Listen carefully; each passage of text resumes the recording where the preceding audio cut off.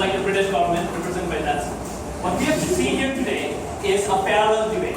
We have seen a debate where the opposition refuses to come to us and actually fight us on our front. We've seen a debate where they simply hear the things they say, but there's no sign that they've actually heard anything or they're processing anything. We have repeated our points, we've analyzed our points, we've provided case study and examples, and yet we have seen no solid response from their side. They come up and talk about Satyagraha and how horrible it is, and how the British seem to have removed Satyagraha. Well, here's the thing. I've already told you in my speech how there is another way. It's not an exclusive benefit of the British rule. That Satyagraha and other practices would have been gradually phased out over time in a peaceful, normal way. We should not be enforcing someone's morals on another person.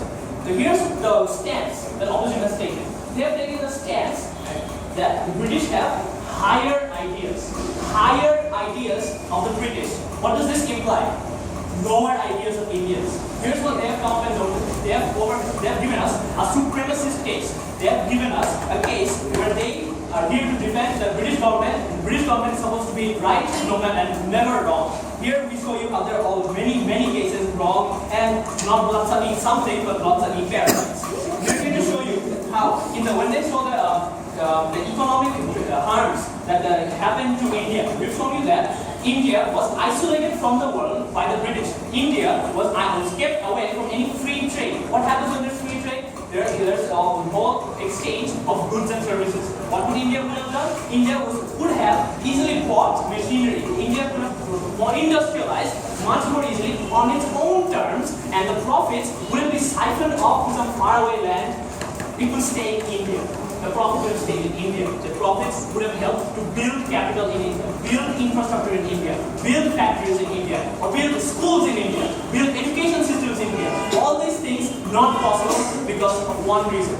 The British don't care. The British don't care about the Indians. The British take away or the 90% of the profits and they leave a pittance for the Indians to have. They have, even in their third speaker's account, in the answer to our POI, they have accepted killing millions and millions of people for the simple sake that they want a larger society. Again, there's no justification on that point. Why is that larger society worth it? Why is it worth this huge cost? Again, cost is what I'm going to come to. The third speaker and all the speakers in general keep using this word trade-off. Again, this is a euphemism. So they try to avoid saying by saying the word trade-off over and over again is this. What's the cost and what's the benefit? They don't want to tell you the cost. They don't want to ever say the word of massacre, the word of rape, the word of systematic, huge subjugation of an entire subcontinent. This is the words that they want to avoid by simply using a euphemism that sounds nice to the ears, but again, they're trying to mislead you. They're trying to make you forget about all the horrible things the British have done. They're trying to make you forget the historical trauma that modern society still suffers, the inferiority complex still left behind today by the British, the mindset of the Indian people, where so many millions go and try to make themselves British. They try to make themselves British. When does someone do something like that? When they believe that the British are better than the current situation. Again, this is not the kind of claim that we, the government, support.